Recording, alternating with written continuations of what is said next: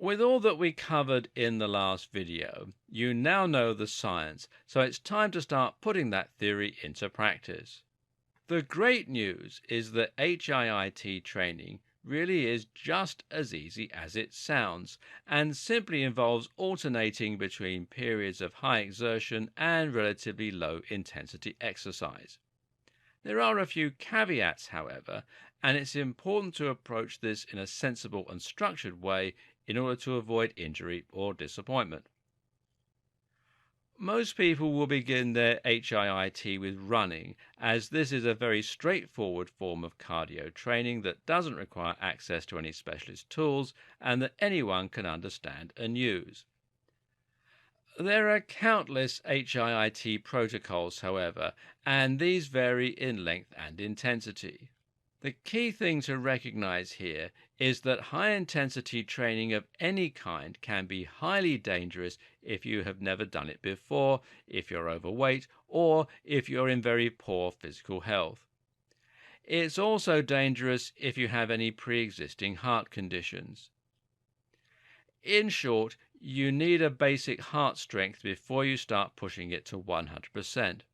Thus, it's a good idea to build up at least a basic level of fitness before you start your HIIT training. If you're still gasping for breath whenever you ascend the stairs, then you're not ready for HIIT. But here's the thing.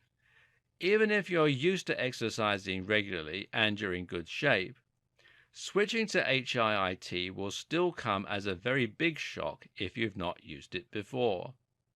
This is a whole new ballgame in terms of the demands it places on your body, and you'll be surprised at how quickly you end up in a gasping heap on the floor. If you've never exercised before, then pay attention to the next section. If you've not used HIIT before, but you're in generally good shape, then you can fast forward to the one after that. Just a note of caution here, before beginning an intensive training routine, it is always a good idea to consult with your doctor and to ensure that you don't have any underlying heart conditions.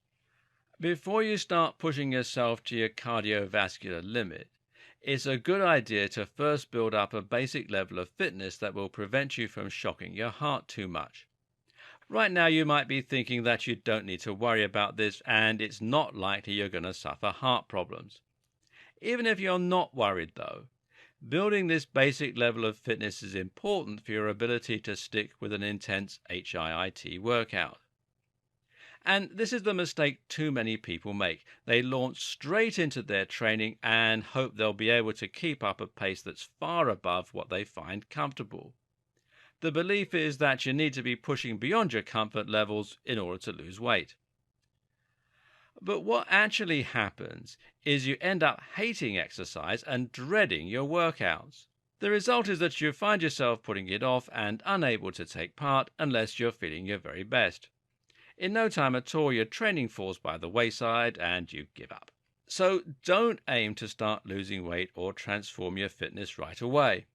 Rather, focus on gradually improving your fitness so that your workouts are never outside the realms of comfortable to begin with. You'll find that as you do this, you learn to do more, and eventually this allows you to take on more challenging workouts and actually stick with them.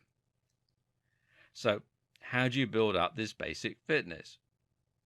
Well, the answer is actually to start with steady-state cardio, using a gentle pace to begin with and then build up. Begin with running, but don't aim to run a long distance or to run quickly to begin with. Instead, just aim to enjoy running. Set out with comfortable running shoes and jog carefully and slowly for half an hour. When it becomes painful, go home.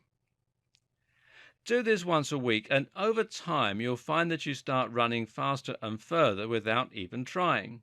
Importantly though, you won't risk exhausting your body. You won't damage your knees overtraining, or you won't learn to loathe your training. This can be very frustrating at first if you are hoping to get into great shape right away.